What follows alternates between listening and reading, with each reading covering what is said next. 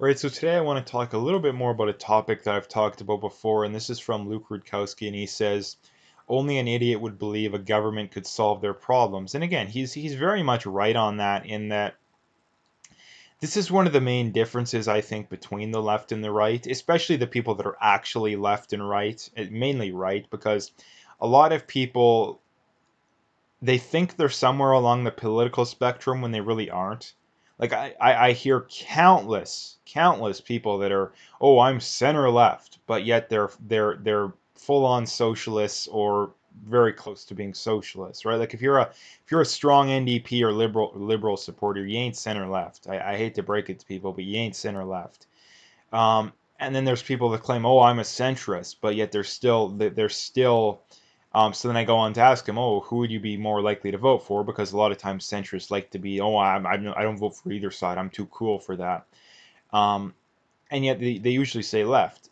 But the reality is that the conservatives and the Republicans in the states are much closer to the center. And by much closer, I mean, if anything, that's an understatement, than the Democrats or the liberals or especially the NDP, right? And the stats clearly show that. I've made multiple videos about they're not studies, but the polls of people's political leanings moving further and further to the left consistently over the last 10 to 15 years, right? So it's pretty much undeniable. And here's the reason why you know that too, is that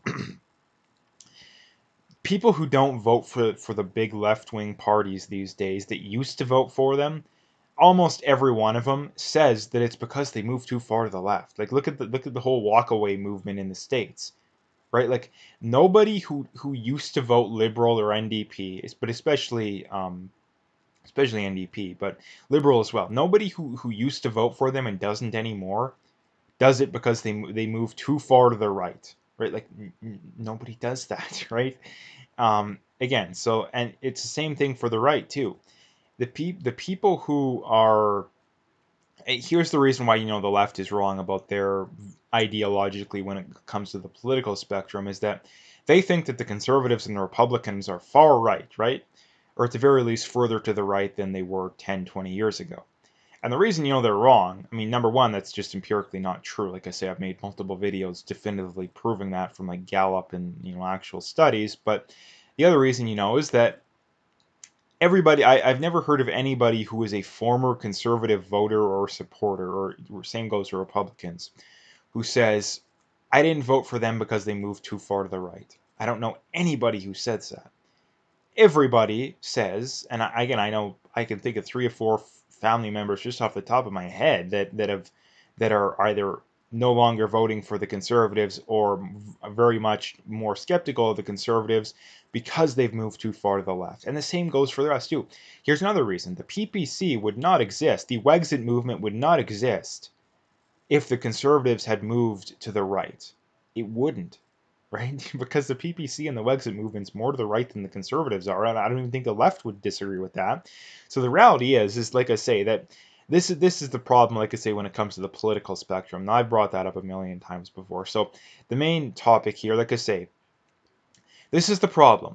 The government cannot solve people's problems. I mean, theoretically, can they give people free money? Yeah, but that doesn't solve the problem long term, right? Like giving a drug addict more drugs doesn't solve their drug problem, right? Like the same thing going for giving a poor person some free stuff doesn't solve their problem. And here's the thing: the government can do a much better job creating problems than it can solving them. The way the government solves problems is indirectly, and by that I mean getting out of the way, like just getting out of the way, cutting regulations, cutting taxes, cutting regulations would be the biggest one. Like getting rid of the carbon tax, getting rid of all these just pointless regulations. Like, I mean, you talk to all these people that work in like construction and the oil field and stuff, and the amount of regulations you have to go through is insanity, right? Like it's insanity. And I mean, you got to spend 5, 10 years to get a pipeline approved. Like, come on. Like, this is the reason why growth is at a standstill. I mean, and people say, oh, they blame the whole virus situation. Well, no, it's complete bunk. If you look at Canada's growth rates prior to the whole virus situation, we were almost negative even before, right? So Canada was already in or very close to technically, from the actual definition of it, we weren't actually in a recession, but we were very, very, very close. So this is the big problem. And here's the thing. What is the average person thinking right now? It's they're running to the government to want them to solve problems the government created in the first place. And it's like I mentioned before too, that I don't trust anybody when it comes to politicians, or I mean, frankly, pretty much anybody who exists in society when it comes to um, doing this kind of stuff, if they don't have skin in the game. And by that I mean, I'll give you an example. When it comes to these people that are giving advice on whether or not we should lock down or whether or not we should do this measure or that measure, if they don't stand to lose financially and personally, or at the very least one or the other, by making the wrong suggestion, I'm not taking advice from these people, because if you stand nothing to lose, and but on the flip side, if you make the right decision, something to gain. If they stand nothing to lose for making the wrong decision, how in the world can you trust these people? Like, seriously, how in the like if you were hiring someone to build you a house, and they come up to you before, he's like, yeah, hey, I need you to sign something saying that, any wrongdoing on my part, is completely on you. You can't sue me, you can't report me, you can't do nothing. Who would hire them? Like, who would hire that person?